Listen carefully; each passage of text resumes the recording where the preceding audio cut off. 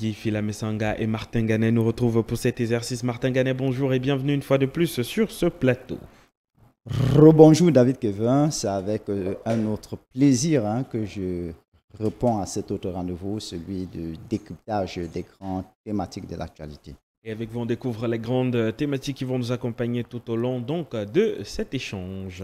Bien sûr David Kevin, ce matin nous allons parler avec le prétexte que nous donne l'élite de l'adéquation entre formation et l'emploi, et nous allons plus nous attarder ou nous intéresser au domaine de l'enseignement supérieur, parlant justement des universités d'État au Cameroun. Et puis en deuxième thématique, nous allons revenir sur cette actualité en grande pompe, à savoir l'attribution du rôle ou alors du pouvoir d'intérim à Seydou Bobondjoya pour conduire l'instance fêtière de football camerounais jusqu'à l'organisation des nouvelles élections. Nous avons vu les tests qui ont fusé dans ce sens, notamment celui du ministre de l'administration territoriale Paula Tangandji, qui donnait instruction au gouverneur de reconnaître Seydou Bobondjoya et son équipe comme la seule équipe compétente à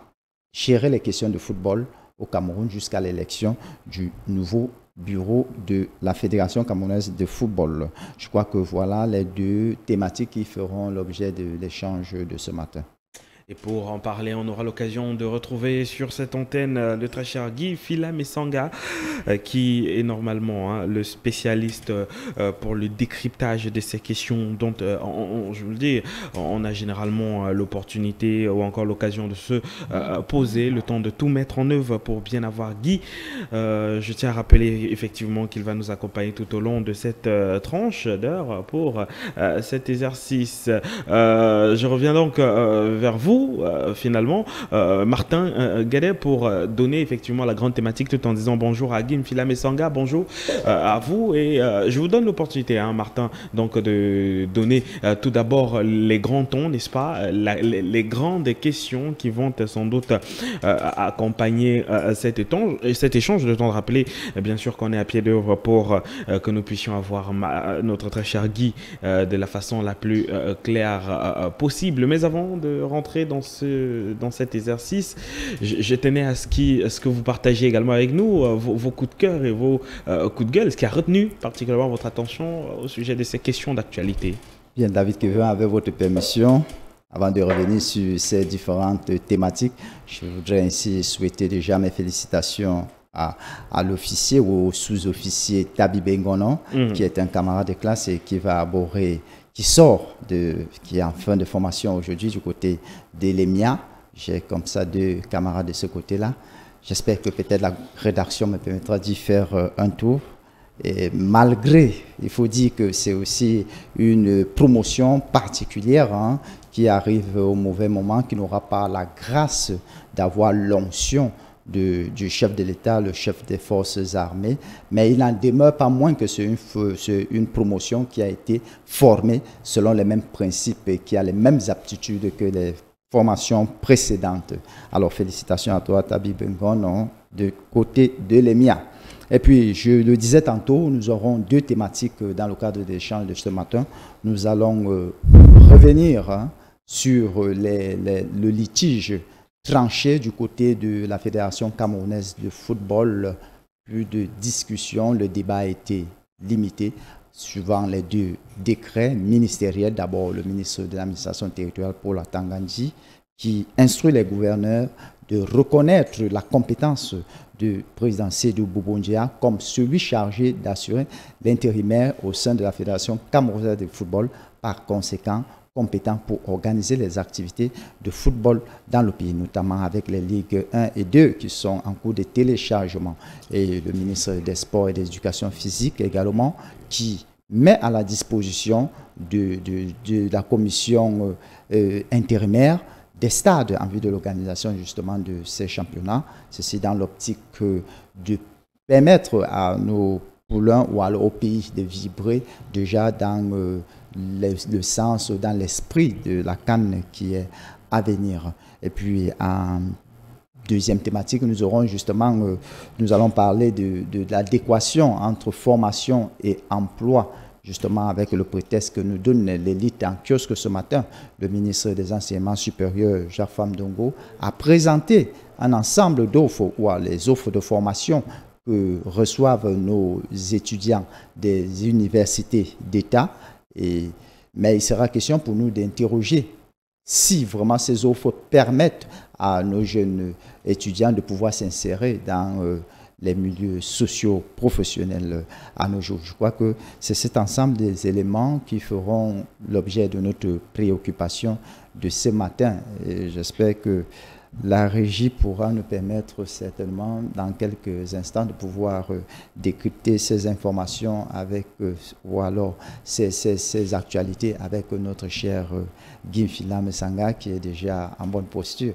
Et il faut dire que c'est une posture très particulière aujourd'hui parce que je note la présence du cache-nez qui est...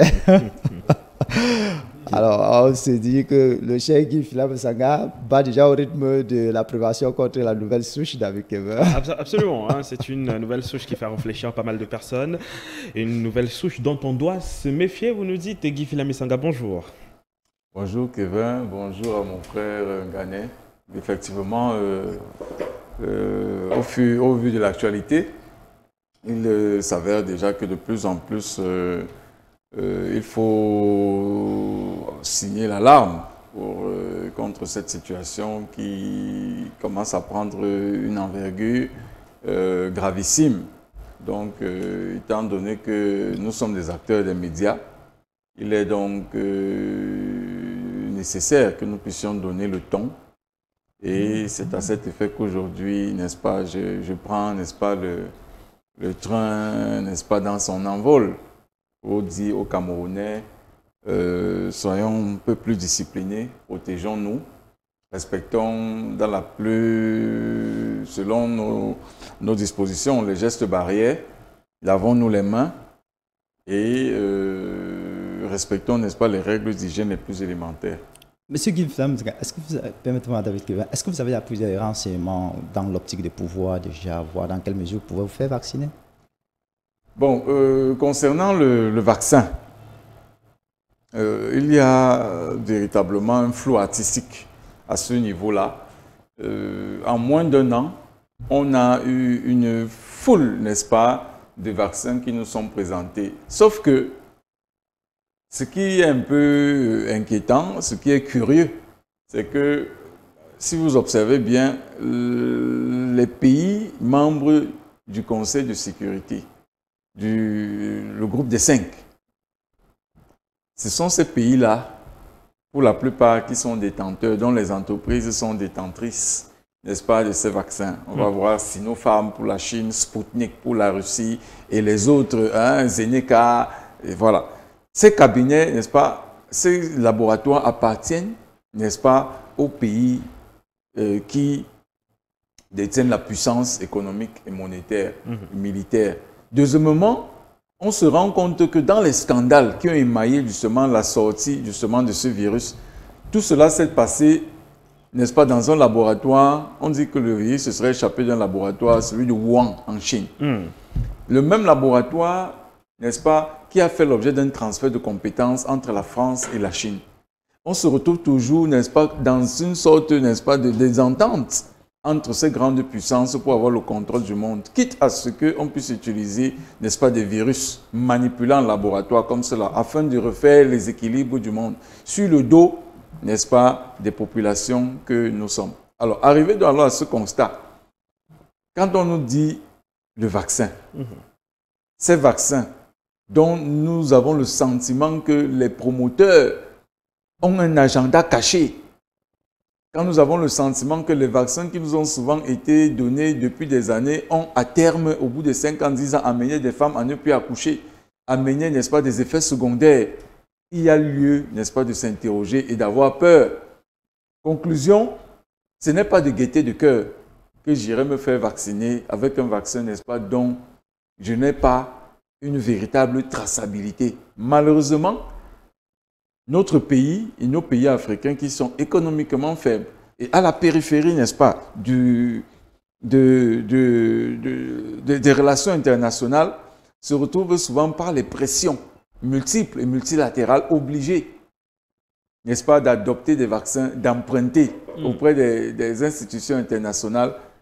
Malheureusement, c'est le cas, mais dans la mesure du possible, je reste dubitatif et je reste même dans une posture de résistance face, n'est-ce pas, à un ensemble, n'est-ce pas, d'éléments que je considère comme étant étrangers et hostiles. D'accord, M. Guy Fila-Messenga, il faut le souligner que le vaccin reste jusqu'ici facultatif au Cameroun. Pour l'instant, c'est les écorces, n'est-ce pas, nos écorces, okay, n'est-ce pas, bio, qui, n'est-ce pas, ont ma faveur, l'Ongoulbetara, et justement ce que nos chercheurs, n'est-ce pas, qui sont au quotidien avec nous et dont on a la maîtrise de l'origine, n'est-ce pas, produisent. D'accord. Nous allons donc parler de l'adéquation entre la formation et l'emploi. Et ceci avec le prétexte que nous donne justement l'élite qui a en kiosque parution de ce matin.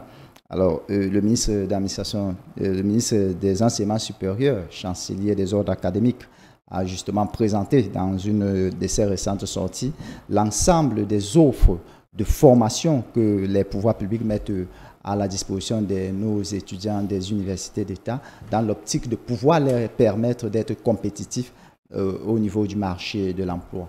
Vous qui vous frottez au quotidien aux chercheurs de l'emploi et notamment les diplômés des universités d'État, est-ce qu'ils sont vraiment compétitifs avec des diplômes sortis des universités à nos jours au Cameroun? Merci pour la question. C'est une question parce que je suis un acteur, n'est-ce pas, depuis plus de 10 ans, n'est-ce pas, du secteur, n'est-ce pas, de l'accompagnement en emploi. Donc, la question que vous me posez est une question suffisamment grave pour que nous puissions, n'est-ce pas, nous appesantir à cet effet. Quand on parle de la compétitivité, n'est-ce pas, on parle d'un rapport effectif entre les objectifs, n'est-ce pas, qui sont attendus du diplômé. Le diplômé, n'est-ce pas, au sortir, n'est-ce pas, de son cursus, est appelé à être un acteur, n'est-ce pas, qui accompagne, n'est-ce pas, la croissance des entreprises. Il n'est pas tout simplement comme quelqu'un qui doit être muni d'un titre dont il doit aller se prévaloir sur le marché. Ce qui a souvent été la culture, n'est-ce pas, nos cultures avec une dominance, n'est-ce pas, pour la fonction publique, où on se disait, dès que tu sors, que tu as le diplôme, tu peux présenter ton diplôme sur la place, sur le marché de l'emploi pour qu'on te recrute. En réalité, lorsqu'on parle de compétitivité, on s'inscrit dans un cadre où le monde est dans un contexte de compétition entre les entreprises. Et les entreprises les plus innovantes, les entreprises les plus à même de satisfaire les besoins du marché, ce sont ces entreprises-là qui bénéficient de l'onction, n'est-ce pas, du client. Voilà. Donc, du coup, le chercheur d'emploi qui se positionne dans cette posture-là est le mieux à même, n'est-ce pas, de pouvoir facilement être sollicité par ces entreprises et avoir une carrière. Malheureusement, lorsqu'on regarde donc maintenant dans le marché de la formation au Cameroun, est-ce que dans le cursus de formation, est-ce que les étudiants au sortir de leur cursus sont préparés à accompagner la croissance des entreprises? La question, malheureusement, la réponse est malheureusement non. Nos entreprises, nos formations, je prends le cas, de nos jours, ce qu'on appelle de nos voeux, c'est ce qu'on appelle un système de formation en alternance.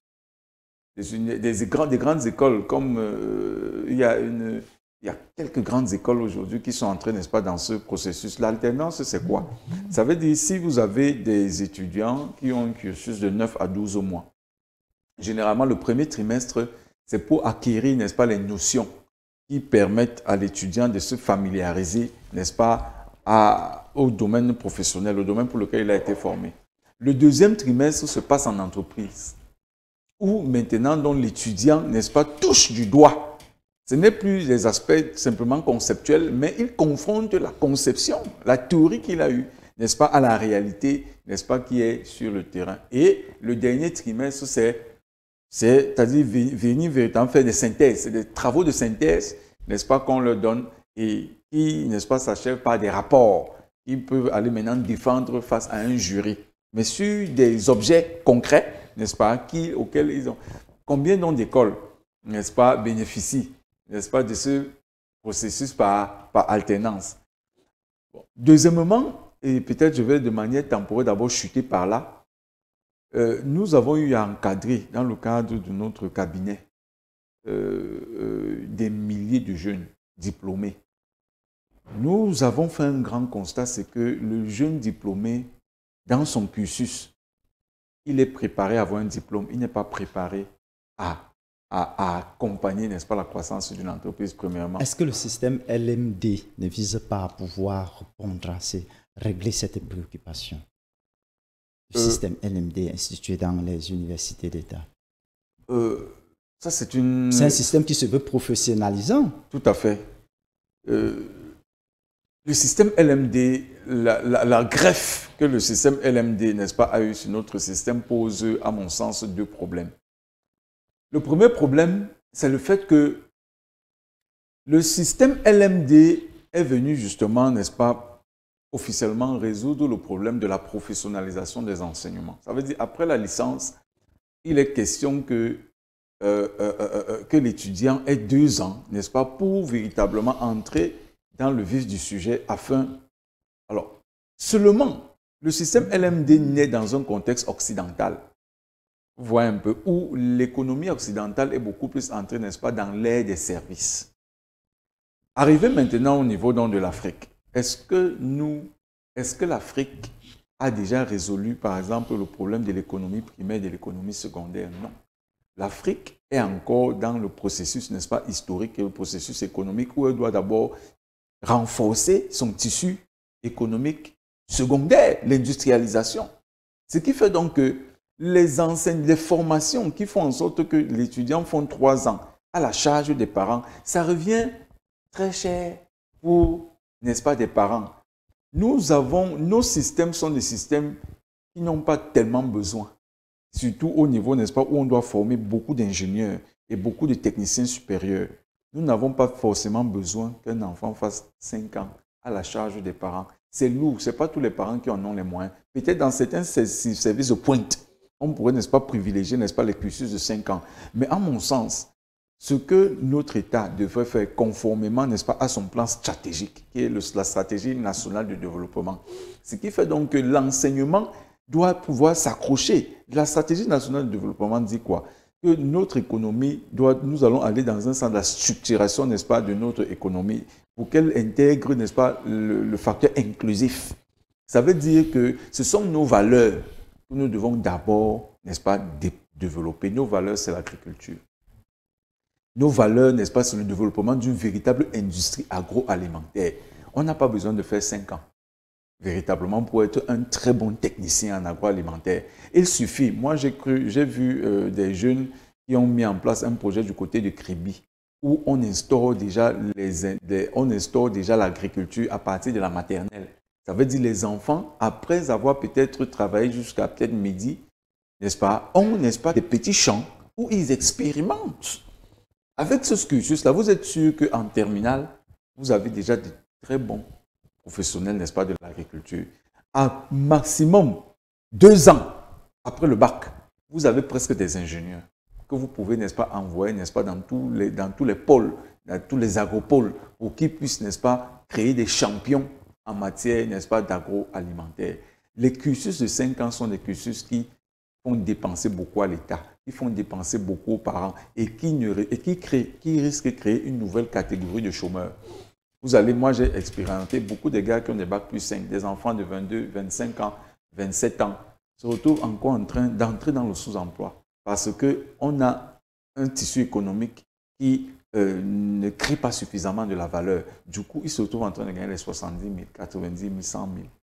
Parce que justement, le système, n'est-ce pas, ne leur permet pas de pouvoir ressortir leurs compétences. Par contre, si on avait des gars des bac plus 3, ou bien des gars avec des bacs techniques, ils seraient immédiatement, n'est-ce pas, prêts, à condition donc qu'on revoie donc, n'est-ce pas, le système de formation, qui doit être un système plus adapté à nos besoins, qui sont d'abord la création d'un tissu industriel agroalimentaire. J'aimerais aller quand même dans un cas d'espèce, hein, notamment celui des étudiants en droit, qui sont considérés comme parmi les plus chômeurs au Cameroun et qui se sont reconvertis dans d'autres métiers tels que la moto et bien d'autres.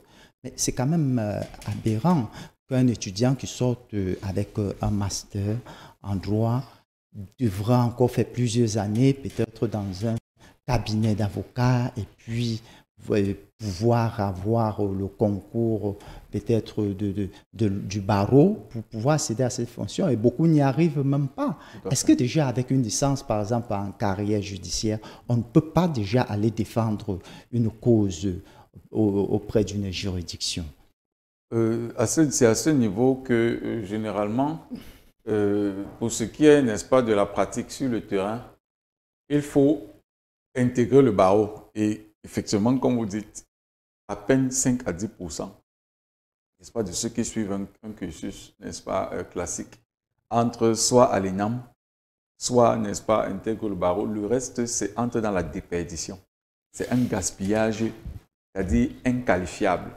Et lorsqu'il faut même aller plaider, ceux qui ne sont pas, étant donné que nous n'avons pas de cursus qui permettent à ceux qui n'ont pas pu entrer, n'est-ce pas, dans le barreau, d'avoir, n'est-ce pas, un cadre juridique où ils peuvent aller plaider, ils sont obligés de le faire en province. D'aucuns nous font savoir, peut-être dans le cadre de la common law au Nigeria, c'est des écoles, c'est un cursus. L'école d'avocature, on va s'inscrire pour devenir avocat, on n'a pas besoin de passer par un concours. Des pays comme le Nigeria et même encore le Bénin, des pays comme le Bénin, beaucoup, ceux qui ont les moyens, arrivent à s'expatrier pour aller au Bénin pour avoir la charge d'avocat et revenir. Donc, on ne comprend non pas pourquoi, véritablement, ici, ce n'est pas le cas.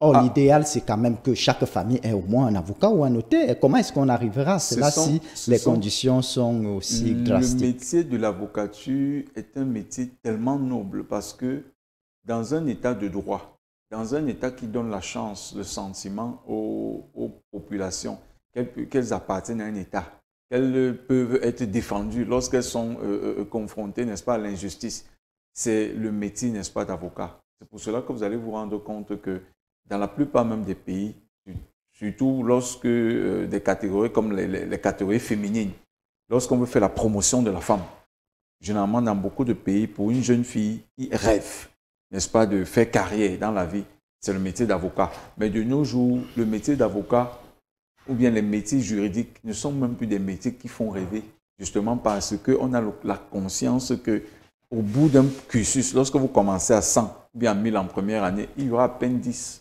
ou 20, n'est-ce pas, qui pourront avoir la chance de finir avec une carrière. Alors, pour chuter à ce niveau, si nous, d'après la réflexion, une étude que nous avons menée, s'il faille, par exemple, que nous avions 10 ans pour faire le bilan, n'est-ce pas, de la stratégie nationale de développement, voilà ce que nous apportons un peu comme solution. Nous sommes rendus compte qu'actuellement, nous avons déjà une génération d'étudiants, plusieurs générations, n'est-ce pas, d'étudiants sacrifiés. Comme vous avez dit, de personnes qui, avec une licence, avec une maîtrise ou un master même, se retrouvent en train, n'est-ce pas, de changer d'activité ou bien de tomber tout simplement dans l'informel. S'il faille, par exemple, mettre en place un nouveau système, ce nouveau système, n'est-ce pas, devra prendre du temps pour sortir les premiers fruits. Qu'est-ce qu'on fait des autres? Nous avons mis en place une méthode que nous appelons la méthode Alicestre. C'est une méthode transitoire, n'est-ce pas, qui permettrait, n'est-ce pas, qu'on puisse gérer les générations, la masse qui, les diplômés en lettres. Vous voyez que ce sont des gens qu'on n'utilise pas. Des diplômés dans les sciences sociales, les sciences, on ne les utilise pas par rapport, n'est-ce pas, à la stratégie que l'État, n'est-ce pas, a donnée. Du coup, comment est-ce qu'on les convertit? Il faudrait qu'il y ait plutôt une vaste stratégie de comment convertir cette masse-là, n'est-ce pas, qui, à terme, risque de se retrouver, n'est-ce pas, perdue. La méthode Alicestre donc part du principe que ce n'est pas à l'étudiant d'attendre, n'est-ce pas, que quelques entreprises sur Internet, par exemple, lorsque vous voyez les offres d'emploi même sur Internet, par mois, il y en a à peine 1000 par mois publiées. Pour quelle demande? Pour une demande qui est 10 fois, parfois 100 fois supérieure en matière d'emploi. Okay, il est donc maintenant question que le jeune étudiant puisse renforcer ses capacités à être celui-là qui va plutôt vers les entreprises pour leur faire des propositions. Et c'est pour cela donc il y a par exemple des domaines, une stratégie par exemple comme la maîtrise, n'est-ce pas, du référentiel métier-compétences. Pour chaque métier, un métier par exemple, je vais vous surprendre, un domaine comme les lettres, les lettres modernes. Si vous allez voir le référentiel métier compétences, ça veut dire les métiers, n'est-ce pas, qu'on peut trouver derrière les lettres. Vous allez être surpris. Il y a beaucoup de pistes, n'est-ce pas, de métiers qu'on peut faire derrière les lettres, mais beaucoup d'étudiants ne le savent pas. Ils ont donc parfois besoin d'un accompagnement de professionnels, n'est-ce pas, pour qu'ils puissent, n'est-ce pas, voir dans quel domaine ils peuvent se spécialiser, quelles sont les compétences parallèles qu'il faudrait qu'ils adoptent et comment aller vers les entreprises pour leur faire des propositions concrètes. Alors, très rapidement, bien sûr, avant de sortir de ce point, vous évoquez notamment la méthode ALICES qui consiste notamment au quêteur d'emploi d'aller proposer des solutions à une entreprise pour son évolution. Est-ce que cette méthode ne pourrait pas être utilisée par ces quêteurs d'emploi pendant les stages de formation? C'est-à-dire, on voit très souvent en Occident, lorsque des jeunes, durant leur formation, du moins dans des stages en entreprise, détectent à partir des problèmes évoqués dans l'entreprise, proposent des solutions et par après se font du moins recruter dans ces entreprises-là pour proposer ces solutions. Est-ce qu'il ne serait pas plutôt question de voir dans quelle mesure intégrer cette méthode à là comme étant un process normal qui devrait faciliter un petit peu la vie à tout le monde? Bon, en réalité, c'est l'idéal. En réalité, c'est l'idéal. Mais ce que nous constatons, c'est que dans l'enseignement public supérieur, déjà le nombre, n'est-ce pas, d'étudiants font que même les autorités, les encadreurs sont dépassés. Bon, déjà que vous allez vous rendre compte qu'il n'y a même pas de politique de stage, n'est-ce pas, de politique, n'est-ce pas, que l'université a. Et vous savez que c'est l'université qui a l'écrasante majorité, n'est-ce pas, des enseignants, des étudiants du pays, au moins 70 à 80%. Maintenant, lorsque nous allons dans le privé, il y a une autre réalité dans le privé, c'est que il n'y a pas beaucoup d'ateliers. Les diplômés à partir peut-être de la deuxième, troisième année devraient pouvoir bénéficier d'ateliers ou bien de partenariats directs avec les entreprises. C'est-à-dire dans le cadre de ce qu'on appelle le campus management. C'est-à-dire dans des partenariats où une entreprise, sans publicité, une entreprise par exemple comme Orange, n'est-ce pas, a cette politique, notamment avec les étudiants de la filière informatique au niveau de l'université de Yaoundé 1. Ça veut dire que c'est un programme, n'est-ce pas, où on encadre déjà et on identifie déjà les talents, n'est-ce pas, qui pourront directement intégrer l'entreprise. Bon, maintenant, malheureusement, on s'attend à ce que la plupart des entreprises, n'est-ce pas, qui ont une vision, qui ont des départements, par exemple, de recherche et développement, n'est-ce pas, puissent suivre, n'est-ce pas, cet exemple. Vous voyez un peu, mais ce n'est malheureusement pas le cas et on est souvent appelé à solliciter plutôt la volonté, n'est-ce pas, de l'étudiant. Sinon, les simples stages, faire un simple stage, c'est bien. Mais maintenant, capitaliser, il y a donc maintenant ce souci donc, de capitaliser le stage pour être une source de solution pour l'entreprise. Et c'est à ce niveau que beaucoup d'étudiants ont besoin d'un renforcement de capacité. Alors, la dernière, vous avez évoqué également la question sur l'agriculture remettant pratiquement le levier pour sortir effectivement de cette situation. Guy, on a bien envie de savoir quelles sont les garanties qu'on donne notamment à ces jeunes quand on parle d'agriculture, au niveau de la formation, au niveau de l'orientation, parce que certains évoqueront forcément la question foncière. Tout le monde ne dispose pas malheureusement de terre pour pratiquer cela. Qu'est-ce qu'on met effectivement à la disposition de ces jeunes qui vous disent oui, on a envie de le faire, mais on n'a pas d'infrastructure, on n'a pas le lopin de terre pour procéder effectivement à une agriculture de type industriel. Voilà, ça c'est une autre question excellente et assez problématique. Ce qui est fait jusqu'à présent, je continue toujours de me dire, notre canevas, n'est-ce pas, est, n'est-ce pas, la stratégie nationale de développement. Vous savez que le Cameroun a abandonné, n'est-ce pas, ce qu'on appelle la planification impérative ou une planification qu'on appelle indicative. Parce que le Cameroun savait qu'il avait ses entrées, les prix des matières premières étaient à l'époque assez intéressants. Donc du coup, le Cameroun, le pays, savait qu'il y avait des ressources qui leur permettaient, n'est-ce pas, d'avoir une planification sûre parce qu'on avait les moyens, n'est-ce pas, de faire ce qu'on avait prévu de faire.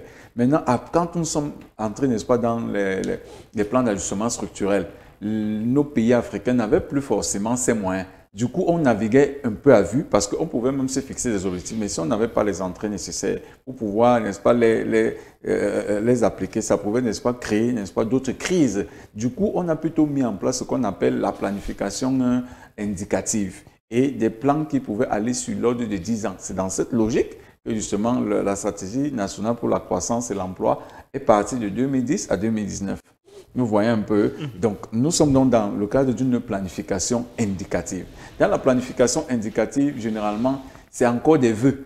On souhaiterait, on aimerait bien faire si on a les moyens, mais on ne se fixe pas un objectif arrêté de manière claire avec des moyens qu'on a déjà plus ou moins mis de côté. Alors, ce qui fait donc que dans ce genre de contexte, lorsque on a des ambitions telles que lancer véritablement une agriculture d'ordre de type industriel, ça veut forcément dire que sur le plan juridique, il doit y avoir des préalables. Par exemple, la facilité d'accès au foncier. La réforme foncière de 1974 est une qui doit être, n'est-ce pas, retouchée.